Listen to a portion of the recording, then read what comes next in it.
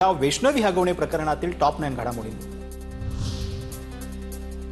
वैष्णवी हगवणे प्रकरणातील फरार आरोपी निलेश चव्हाणला अखेर नेपाळमधून अटक। वैष्णवीच्या बाळाला घेण्यासाठी आलेल्या कसपटे कुटुंबावर बंदूक रोखत धमकावल्याचा आरोप।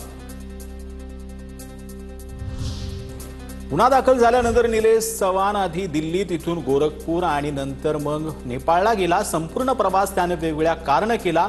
तर नेपाळच्या बेरवा शहरात लॉजमधून सकाळी 9:30च्या सुमारास त्याला अटक करण्यात आली।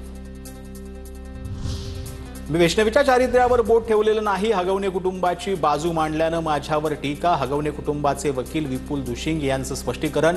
माणूस म्हणून वैष्णवीसाठी वाईट वाटतं, पण मी माझी ड्युटी करत असल्याचं वक्तव्य। वैष्णवी हगवणे मृत्यू प्रकरणी 19 साक्षीदारांचे जबाब नोंदवले। जबाब नोंदवलेल्यांमध्ये वैष्णवीच्या एका मैत्रिणीचाही समावेश। सुशील हगवणे आणि शशांक हगवणेवर बनावट कागदपत्रांच्या आधारे शस्त्र परवाना घेतल्यानं गुन्हा दाखल। 2022 मध्येही केलेला अर्ज फेटाळण्यात आला होता। हगवणे बंधूंना शस्त्र परवानाच्या फाईलवर पोलीस अधिकारी जालिंदर सुपेकरांची सही। सुपेकर हगवणे बंधूंचे मामा, तर तत्कालीन पोलीस आयुक्त अमिताभ गुप्तांच्या परवानगीनंतर सही केली। सुपेकरांची TV9ला माहिती। सुपेकरांसंदर्भातील तक्रारीत किती तथ्य आहे ते तपासणार। वैष्णवी प्रकरणात कुणी दबाव आणू नये या दृष्टीनं काही निर्णय घेतलेत। फडणवीसांची प्रतिक्रिया, तर चुकीच्या पद्धतीनं शस्त्रांची परवानगी दिली असेल तर रद्द केली जाईल।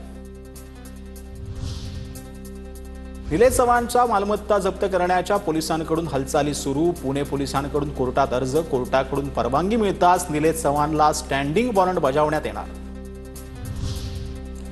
वैष्णवी हगवणेच्या 9 महिन्याच्या बाळाचा सांभाळ करण्यासाठी आजी स्वाती कसपटे योग्य व्यक्ती।